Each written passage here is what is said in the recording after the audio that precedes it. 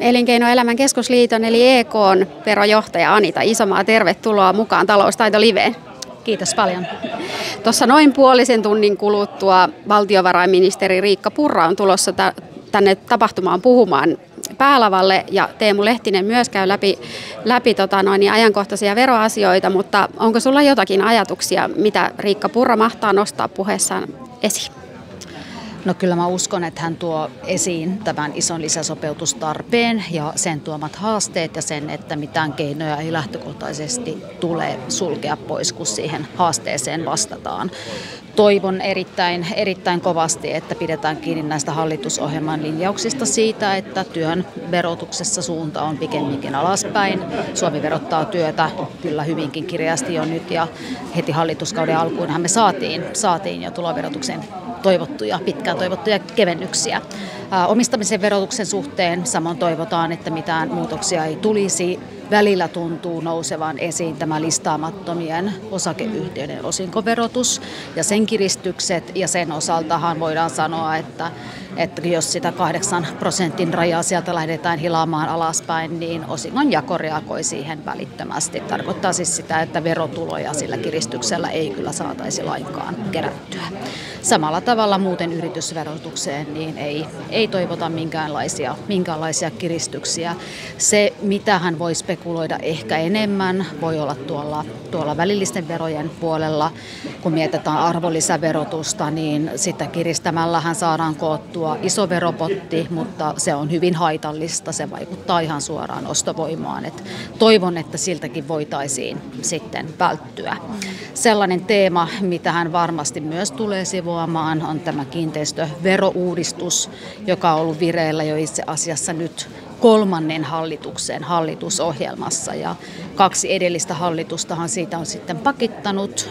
Viimeksi Marinin hallitus totesi, että tämä tulisi lisäämään vaikeina aikoina edelleen taloudellista epävarmuutta, ja tilanne on muutenkin todella hankala, kun asuinkustannukset ovat nousseet, ja voi sanoa, että tilannehan on vain pahentunut tämän jälkeen. Meillä on asuntomarkkina täysin lamassa, ja toivotaan, että hän lähtisi ehkä ottamaan sen kannan, että aika tämän tyyppiselle uudistukselle ei ole oikea, ja voitaisiin ehkä lähteä tekemään sitten semmoisia oikeita keveämpiä parannuksia sinne kiinteistöverotukseen. Kiinteistöverotuksesta nyt kun lähdit liikkeelle, niin minkälainen tilanne siellä tällä hetkellä on? Mitä tässä keväällä on luvassa? No keväällä olisi varmaan valtiovarainministeriön tarkoituksena saada tämä hallituksen esitysluonnos ensin lausunnolle, ja lausuntoaikaa lienee siinä muutama viikko, ja sitten hankesalkussa oleva aikataulu olisi se, että esitys tulisi sitten ennen kesälomia lausunnolle. Mutta ongelmanahan on se, että esitys todennäköisesti seuraa hyvin pitkälle sitä, mikä oli lausunnolla viimeksi vuonna 2022, ja silloinhan se sai täystyrmäyksen, eli niitä ongelmia siellä on niin valtavasti, että niitä tuskin on sieltä korjattu, ja en pysty ennustamaan, että se saisi yhtään sen parempaa palautetta myöskään tällä kierroksella. Minkälaisia ongelmia siellä tässä uudistuksessa mielestäsi on? No jos lähdetään liikkeelle ensinnäkin siitä, että kiinteistöveroonhan yleensä suhtaudutaan hyvin positiivisesti, että se on tällainen ekonomistien lempivero suorastaan. Ajatellaan, että se on tällainen vero, jonka tuotto on hyvinkin stabiili veronsaajan kannalta, ja myöskään sitä verotuksen kohdetta, sitä kiinteistöä ei voida siirtää ulkomaille. Toki nämä asiat pitävät paikkansa, mutta kiinteistöverossa on sitten yksi todella iso haittapuoli, ja se on se, että siinä ei oteta millään lailla huomioon sitä veronmaksajan veronmaksukykyä. Kun kunnallisveroa peritään, niin totta kai sitä peritään siitä tulosta, mitä henkilö on saanut, joten lähtökohtaisesti ne verot pystytään siitä maksamaan, mutta eihän kiinteistöstä, esimerkiksi omakotitalosta, niin eihän sitä tule sellaista vuotuista tuottoa sille omistajalle, jolla kiinteistövero sitten maksettaisiin. Ja tämä on aivan todellinen ongelma esimerkiksi eläkeläisille ja lapsiperheillekin.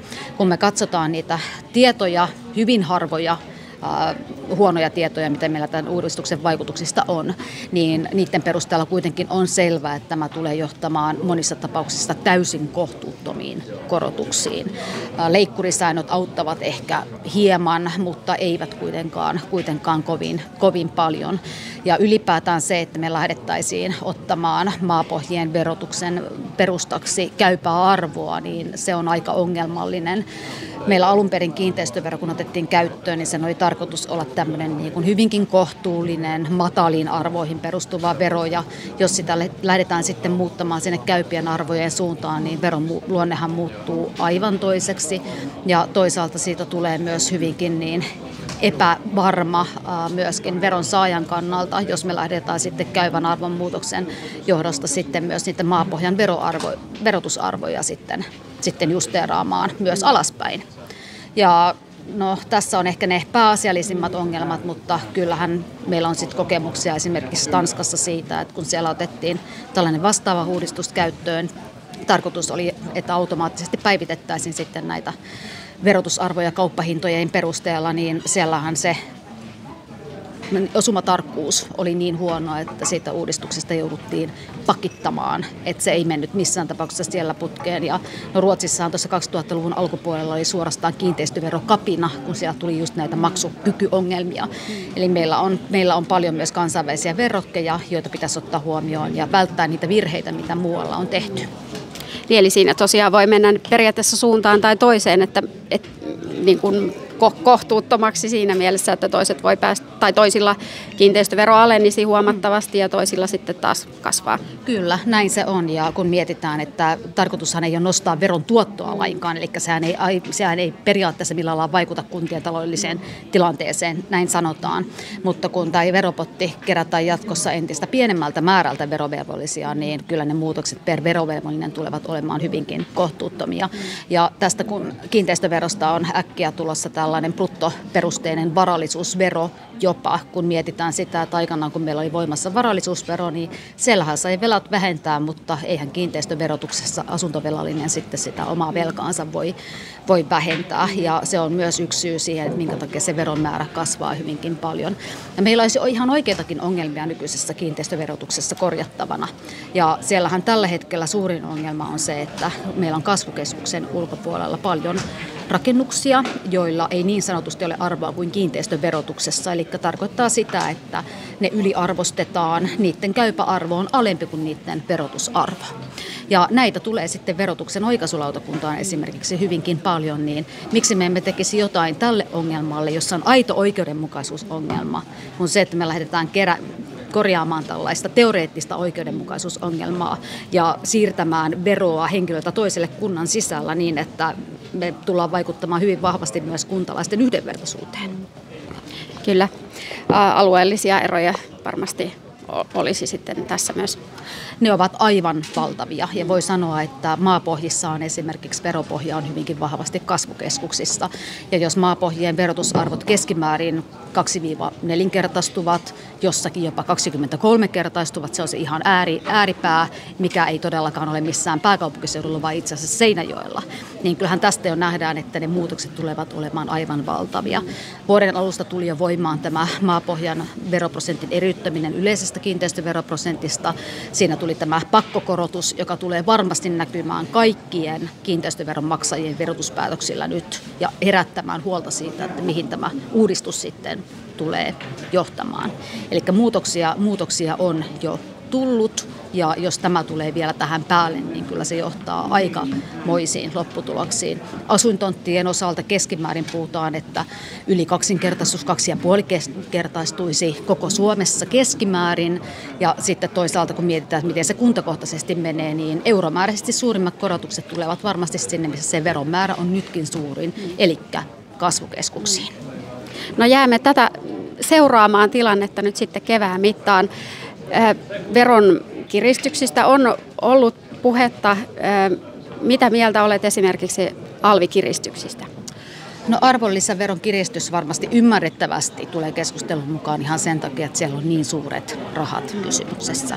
Mutta tosiaankin, kun se vaikuttaa niin vahvasti siihen kuluttajien ostovoimaan, niin ei sitä voida pitää missään tapauksessa toivottavana, että sille linjalle lähdekäätäisiin. Myös nämä alennetut alvikannat, ne ovat kyseisille toimialoille elintärkeitä ja niille on olemassa vahvat perusteet, joten ei missään nimessä olisi toivottavaa, että arvonlisäverotusta lähdettäisiin kiristämään. Voitko vielä kertoa, minkälaisia siellä on pöydällä ollut, minkälaisista prosenteista puhutaan? No varmaan tämä yleisen verokannan nosto prosentilla sinne 25, se on ollut sellainen, mitä on usein väläytelty. Ja sitten myös näiden alennettujen kantojen nostamista kaikkia 1%. Ehkä hurjin ehdotus tuli valtiovarainministeriön verokartoituksessa, jossa ehkä mietittiin sitäkin, että voisiko meillä olla jatkossa vain yksi arvonlisäveroprosentti, mutta sehän on täysin absurdi ajatus tässä nykyisessä tilanteessa. Jos me oltaisiin teoreettisesta tyhjiössä miettimässä täysin puhtaalta pöydältä, se voisi olla yksi skenaario, mutta kyllä se täysin mahdottomuus on, että sellaiseen lähdettäisiin. Mutta sekä tätä yleistä kantaa että alennettuja kantoja, niiden nostamista yhdellä niin on mietitty. No, julkisen talouden alijäämä on melkoinen. Mitä itse näet, miten tätä tulisi hoitaa? No kyllä meillä verotus on jo ehdottomasti niin kuin kestävyysrajan yläpuolella Suomessa. Että kyllä ne ensisijaiset keinot pitäisi olla jotain ihan muuta kuin veronkorotukset. No esimerkiksi säästöt, menonleikkaukset, julkisen hallinnon tehostaminen ja sitten rakenteelliset uudistukset ovat varmasti sellaisia, jotka olisi niitä ensisijaisia keinoja. Mitä ne sitten ovat, niin niitä voi katsoa sitten sieltä hallitusohjelmasta, että siellä on keinovalikoima, jossa toivotaan, että pysytään sitten tältäkin osin. Ehkä tästäkin kuulemme tänään valtiovarainministeri Riikka Purran puheenvuorossa jotakin lisää, mutta tuossa kansainvälistä vertailuakin pikkuset kävit jo esimerkiksi Tanskan suhteen, mutta onko muista maista esimerkkejä verotuksen suhteen, mitä voitaisiin ottaa täällä Suomessakin käyttöön? No, yksi tällainen yksityiskohta, kun me puhutaan paljon kansainvälisistä osaajista ja heidän houkutteluistaan, on avainhenkilölaki. Se ei ehkä kansainvälisessä katsannossa ole niin hyvä ja houkutteleva kuin se voisi olla, niin esittäisin, että sitä lähdettäisiin katsomaan, että mitä sinne voitaisiin tehdä ja miten siitä saataisiin Suomen kannalta parempi.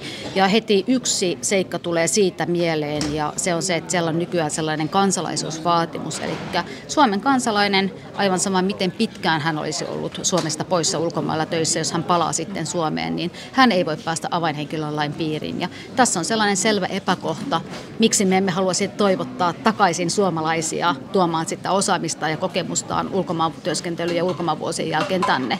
Ja tämä voitaisiin ainakin muuttaa ja sitten muutenkin katsoa esimerkiksi sellaisia valtioita, jotka ovat onnistuneet hirveän hyvin osaajien houkuttelussa ja katsoa sitten, että mitä opittavaa meillä olisi. Että avoimin mielin lähdettäisiin tosiaankin miettimään tätä avainhenkilölakia.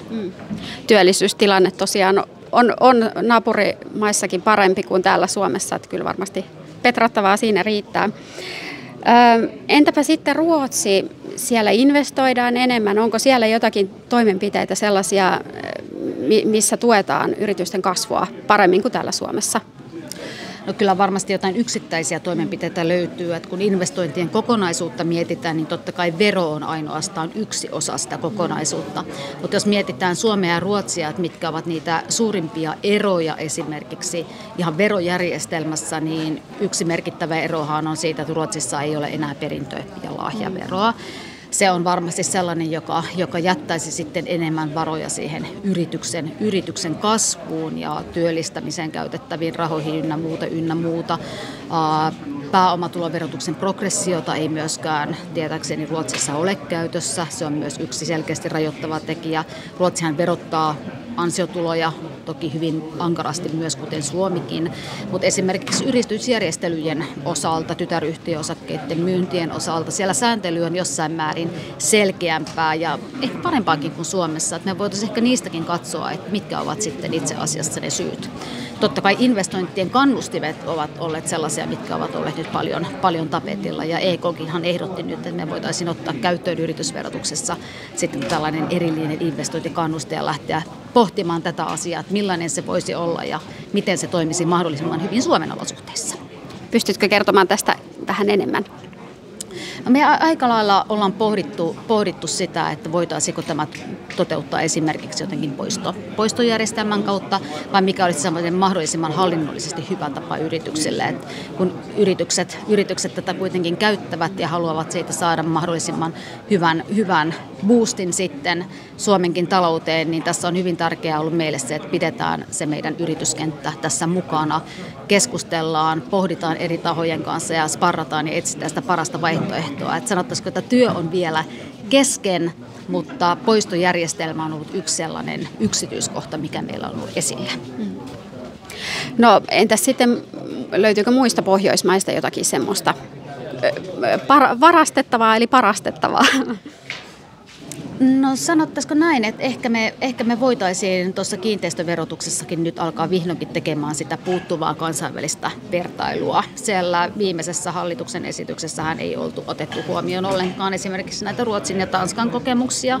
Ja se olisi varmaan sellainen kiireellisin nyt, kun sitä uudistusta ilmeisesti halutaan ajaa eteenpäin. Että siitä sitten lähdettäisiin tekemään tätä vertailua ja voitaisiin tosiaankin välttää niitä aikaisempia virheitä. Ylipäätään ehkä, no jos täytyy sanoa jotain hyvää vielä tästä kiinteistöverouudistuksesta, niin siellähän lisättäisiin huomattavasti nyt sitä verotuksen läpinäkyvyyttä, eikä siellä nämä aluehintakartat tulisivat uudistuksen jälkeen julkiseksi. Se on vaan liian myöhään, koska nämä hintakartat pitäisi saada julkiseksi jo ennen kuin uudistusta tehdään. Muutenhan meillä on täysin mahdotonta käydä siitä julkista ja poliittista keskustelua koko uudistuksesta.